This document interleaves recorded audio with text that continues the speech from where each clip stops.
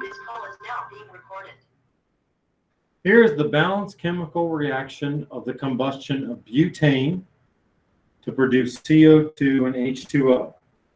This question is about conservation of mass and energy sort of deal. If 231.8 grams of CO2 were produced, how many grams of butane must have been consumed? I refer to this as a grams to grams type problem, and Chem 130 is one of the harder type of problems to take on. We solve this in a scaffold that takes 3 steps. I'm going to try to explain what numbers go in here and how to describe each of these steps here. Now, when starting any scaffold, we look at the numbers and units that are given to us in the problem. We're only given one number and one unit, so that's an easy start. That's the freebie.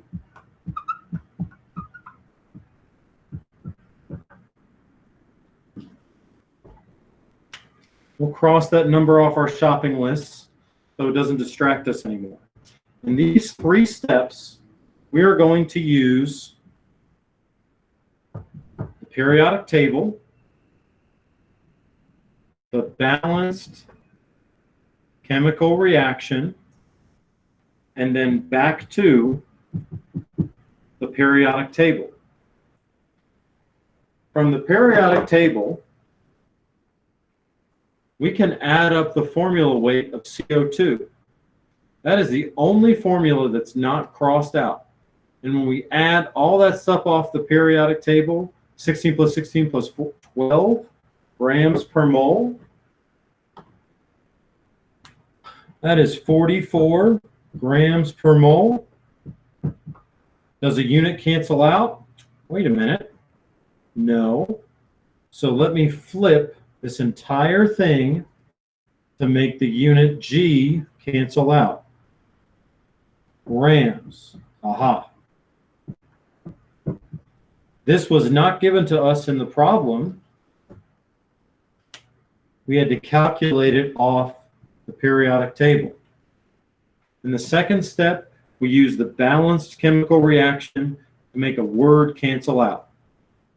The only word that I see in my scaffold that also exists up here is CO2.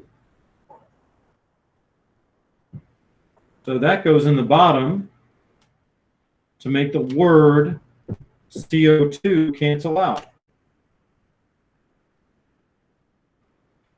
What must go on top? Something from the balanced chemical reaction. What we're looking for, the other reasonable choice, is 2C4H10, the ratio from the balanced chemical reaction.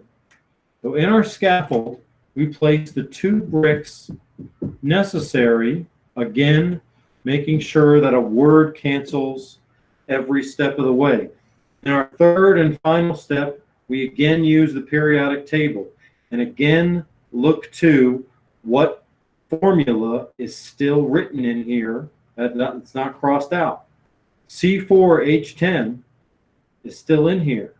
We can add that up off the periodic table. 48 plus 10, 58 grams per mole.